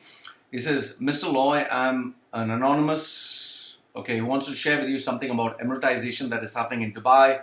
Emiratisation is not only being applied to government jobs, but also banks, and it is also being applied to Indian banks and some famous shops in Dubai. The locals here who work in these Indian banks behave so rudely with us as if we have come to ask something from them or they belong to the nationality that this bank is from. In IKEA, which is a famous Swedish shop in Festival City, it's a Swedish brand, okay, they have also been employed Emirati ladies. Last month when me and my mother, had been to IKEA, we were having a look at one of the products. And we approached this Emirati saleswoman to teach us how to operate the product. The Emirati lady behaved as if we were untouchables and thought to my mother in a very proud and rude way to operate the product, even though she didn't know how to operate it properly. Democratization might be benefiting the Emiratis, but it is leading to heavy racism and bringing a bad image to these shops where these Emiratis are working. It is also bringing disrespect to us, and I want to take this issue with someone who can understand, bring a change to their people. But I'm afraid as they all are one, talking about it can get me in trouble. Hope you suggest what to do. See, here's the very simple thing. You can't change people, and it's not like everybody is the same. There are locals who are good, but there are a majority of them who are stupid. And this is one person who is stupid. That doesn't mean that all of them are stupid. I would suggest that if you have a bad experience like this, report to the management, and global brands take the issues very seriously. So you don't have to worry about this. If you report to the management and give an anonymous letter, I'm pretty sure they'll take it pretty seriously because, you know, when you're talking of a brand, they are paying someone a salary, especially if it's a global brand like IKEA. So that is what I would suggest for you to do. Okay, next one is readers have shared with me their views and opinions. So mind you, this is what readers have sent me. If you can confirm whether this is true or not, I would appreciate. Keep this in mind. I don't have any evidence to prove this. This is what readers who are either working for this company or they have inside information that have sent it to me. So the first one is Evoke, Noon, and Soup.com. It seems online businesses are not having money, are not making as much money as they predicted to be, and they have resulted in some terminations, and many departments are shutting down. Then you have Sharaf DG, Emax stores, and Jumbo is going into incredible losses. They have also told me that they're going to shut down Emax stores or Sharaf DG stores. I'm not too sure about this. Next one is Lamprel Middle East has terminated 21 employees this week.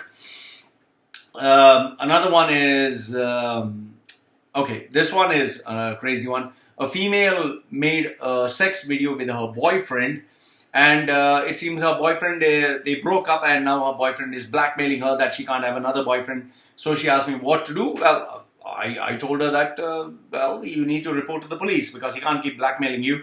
But it seems that he is giving her a do or die challenge. So I just told her that if he's giving you do or die, speak to an inspector. He'll make sure he's dead and you're protected. So don't need to be afraid. And please, you need to use your head before making a sex video. Yes, I've done it. My girlfriends have done it. But, you know, not everyone is mature. Not everyone is like me that I delete and don't keep any evidence. In her case, she got a boyfriend who's a fucking dickhead. Now what does she do? So if anyone blackmails you, take them to the cops. I'm telling you this, take them to the fucking cops. You don't want your life to be miserable. Okay, next one is, this one kind of fucking pissed me off. A guy was pretending to be a girl to chat with me and ask me for a job. And, I'm not fucking dumb, okay? I know how fucking, if you're a male or female, somehow I'm going to find out, okay? That is why for me, it's very simple. You're a male or fucking female, give me the fucking money, only then I'll give you service. So, this guy was pretending to be a female and asking for a job. I'm sorry, it doesn't fucking work. Next one is, there were rumors about Gulf News terminating staff. It's not just Gulf News, Khaleej Times, National Newspaper, all of the print media, they're having a tough time getting advertisers on board. The money is not coming in like before. Many people are resigning, not because they're only shutting down, the pressure is way too much for them.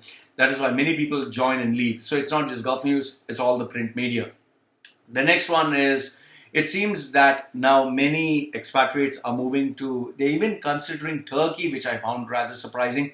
And one of the messages that I received was, Loy, I've just moved over to Turkey. It seems that it's a nice place. The only problem here is not many people speak English. Otherwise, it's a very safe country, great environment, lifestyle is European, people are very helpful. 5% are like rednecks, but 95% are pretty generally very good.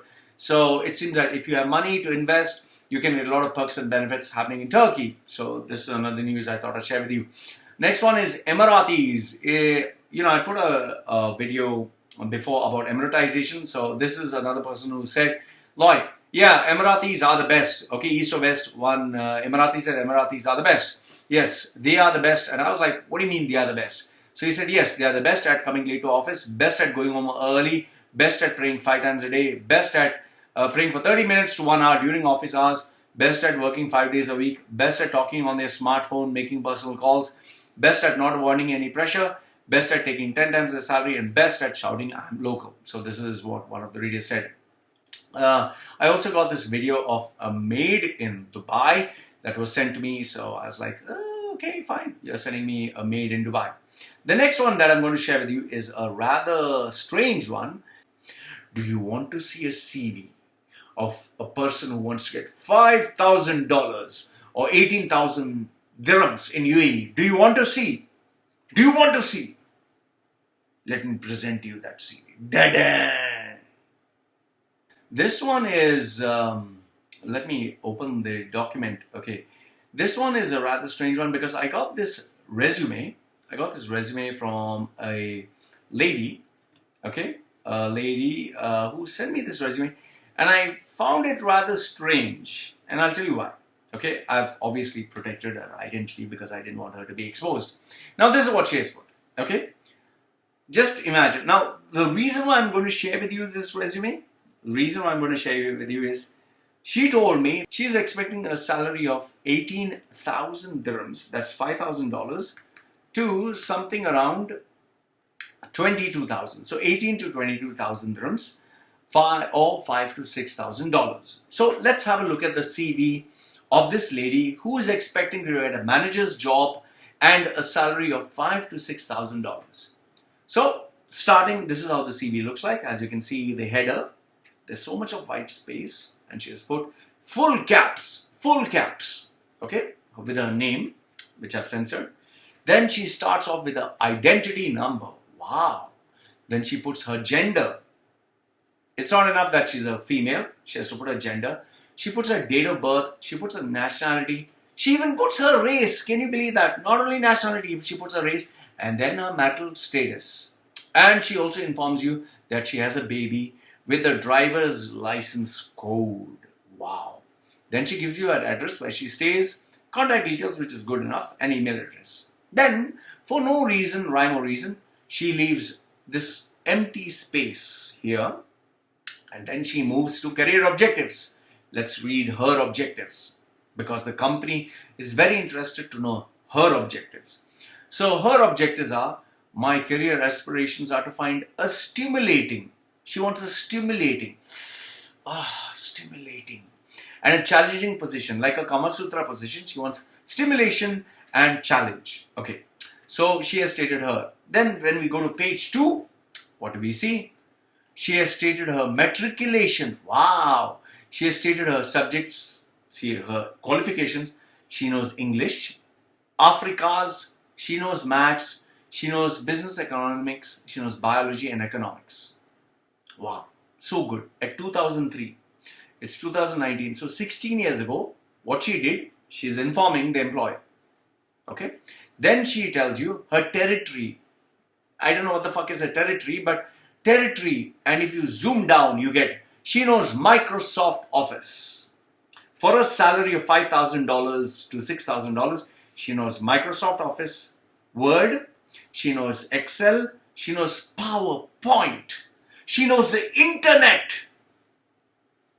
What the fuck is the internet? Okay, and she knows Outlook. Outlook level 1 and 2. I never knew there was a level 1 and 2, but anyway. Then she goes to employment history.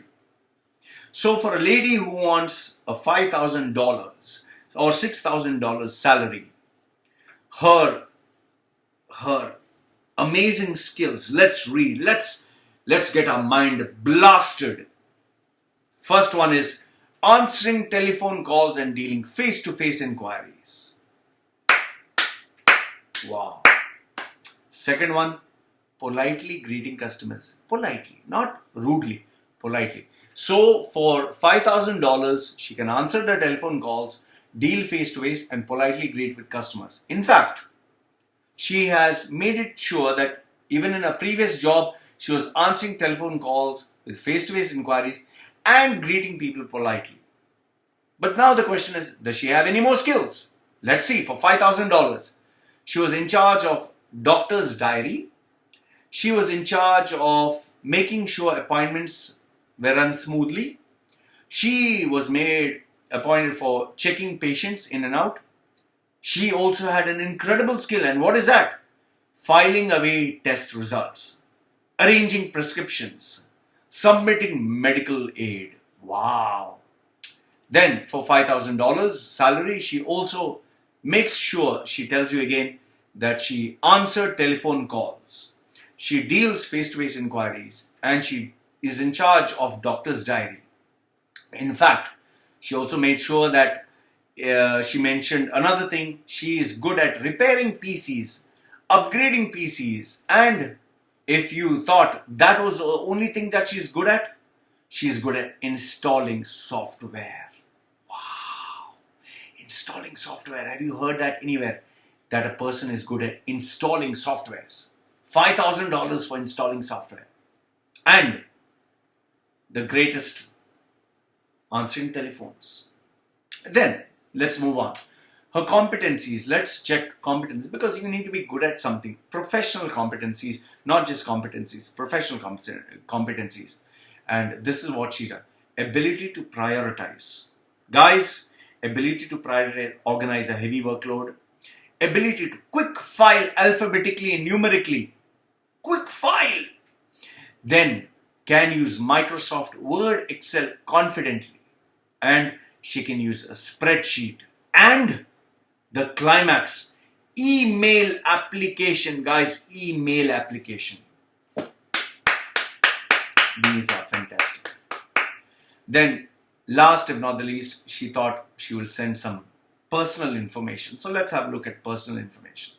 Her personal information, she has professional appearance and demeanor, good team player, flexible approach, calm under pressure, non-judgmental, ability to remain confidential, excellent communication, concentration skills, okay. And oh yes, she also made sure that she reminded us of our skills. Her skills are, guys, Word, Excel, Internet and email. Word, Excel, Internet, email. Wow. And then exceptional ability to work with diversity of population. Yes, the diversity of population. And finally, in the end of your CV, you should always put the climax. So in the climax, she has put interests. And her interests are reading non-fiction and fiction books, socializing with friends, and swimming.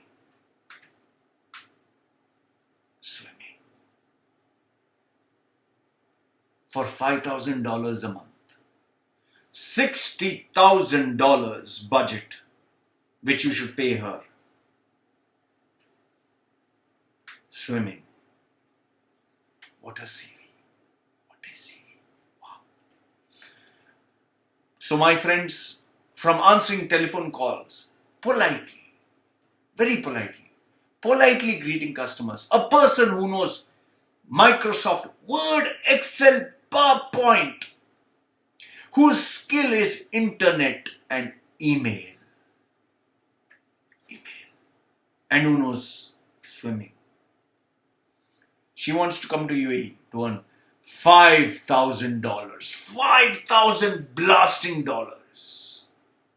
So the question, like I asked you, do you want to see a CV of a person who wants to get $5,000 or 18,000 dirhams in UAE? Do you want to see? Do you want to see? Let me present you that CV. Da-da! And this is a CV. Fantastic, fantastic. Mind blasting. Thank you. I have never seen a CV like this. So, coming to the last, and this is the best what people like. I got this from a gentleman who says, "Hi Bossu, how is life?" Asked him, "Who is this and how may I help you?" He said, "Please, I'm your friend, I need your help. I want to be a scammer." So he wanted my services as a scammer. It's something I do not do. Then I got this from Dubai. It says, "Loy, this is also happening in the UAE, but nobody reports. It seems sex for rent landlords are still advertising online." I personally don't see anything wrong in, you're talking of two adults. One guy says, "Would you like to give sex?" Girl says, "Yes, I don't mind." I don't see what is wrong. If you don't like it, don't go there. Earn money so that you don't have to go there. Next one is reader from Dubai. Send me this. He's saying, "Loy, look at this. I think this is an Ajman or something." He's saying, "Look at the number of empty shops." And he just sent me this video. Quite a number of shops that are empty. He has recorded his voice, but I thought for his own safety, it's better not to share his voice. So he shared with me, this is a video of him talking and sharing all these empty shops which are there. And this shows how bad business is. So moving on from this, I thought I would share with you what people who hate me, what have they sent me? Because people somehow seem to enjoy the hate that I receive from people who are there. So these are some of the hates. Let's start with this. First one is from Alex Martinez. He says, "Fucking Nazi piece of shit." Thank you. Zo Definite says, "You are as retarded as your tats." Then Hani Gaya Dah. "You're not only ugly, not only ugly look you have, also ugly mind. Shame on you." Okay. Then Designer Cami, "Let me address you looking like a rejected avatar character head ass." Okay. Shantanu Dhar says, "Yeah, your views, shove it up, shove it in your ass. Number of dislikes is higher than number of likes on a video." So there you go. Oh, shit. Number of dislikes. Very bad. Okay. Nudged 10,000. "With the stamp on your face, do you feel you're human?" Well, I think I do feel. "Be quiet. Dubai is the best. I'm reporting you." So I asked him, "Who are you reporting to? Your father?" Okay. Sebastian Gorka, "You're a stupid fascist bootlicker. Shut the fuck up." Adel Ali Lachar, "Is it possible to support you with one of my balls?" Well, try with one ball. Then Imran Hassan Jat, "They deported you a long time ago." Oh shit, okay. "And go on like me. I can feel the pain in you. I know some words in Malayarum. This is Pora Maire. And Dubai will never go down. Inshallah. They deport me long time ago, but I still pray for you." Oh, okay. Okay, whatever. Next one is Sandeep Haridasan. Sandeep Haridasan says, "You're such a hypocrite. Motta Talla. Motta Talla. Yavadanda Punda, Chanda Punda, Sandapa, Yente Vada. Okay. You don't know shit about anything. You know shit about everything. I know shit about nothing. Okay. You ooze with hatred, filth and ignorance, etc. etc. Okay, not, there's no full stop, there's etc. Too many things. You seem to be drooling over Pakistan. Ayyo. Okay. Then go get their passport, you filthy animal. Okay. You talking nonsense sitting in a hidden location. Hidden? I'm in Koh Samui. Nothing hidden. Okay.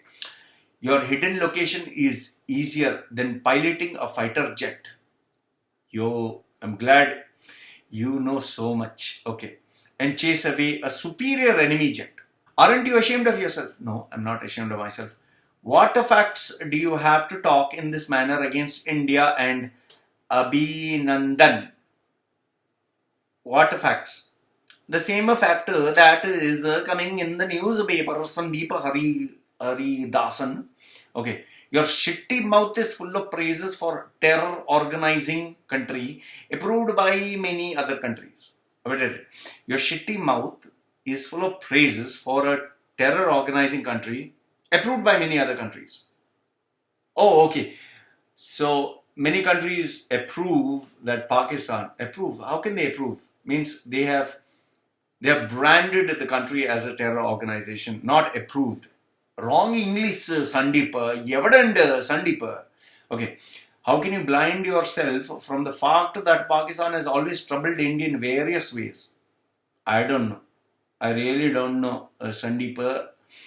How can you demean the courage and valor of a brave soldier and a great tactical victory achieved by a central government?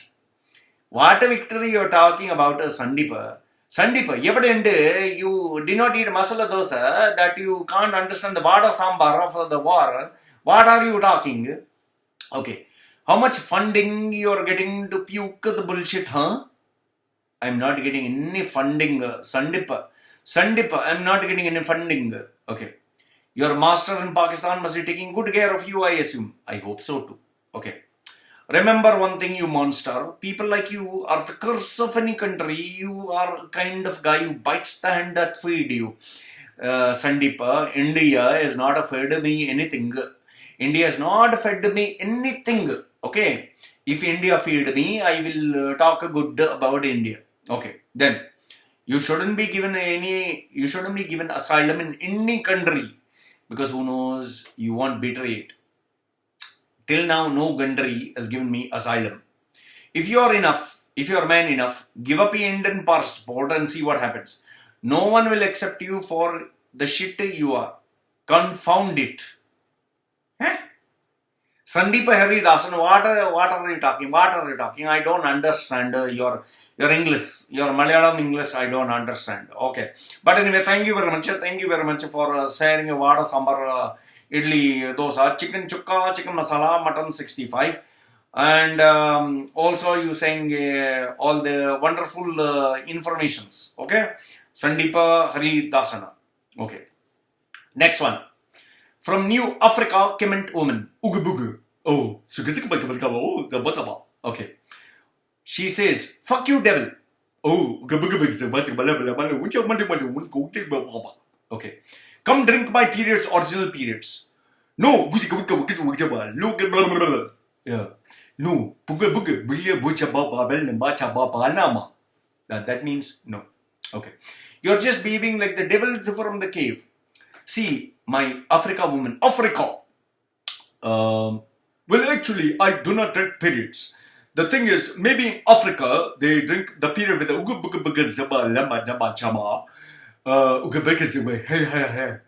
but for me, Africa, comment woman, we do not drink. So what I suggest to you is go to one Africa man who drink your periods, because maybe that is common with the Africa people. But for me, drinking periods is not normal. So thank you very much for special offer. You can offer the periods to the people from Africa. Okay? Goodbye. Uga buga. Zigga zigga. Buga zigga male male bachaba. Okay, thank you. So these were some of the nice messages that I received from some of my fans all over the world. So I just thought I'd share with you my responses to all of them. So like I always say, good to receive your messages. So once again, guys, you like the video, give it a thumbs up. Don't like it, give it a thumbs down. This is me sharing all the emails and signing off for now. Take care.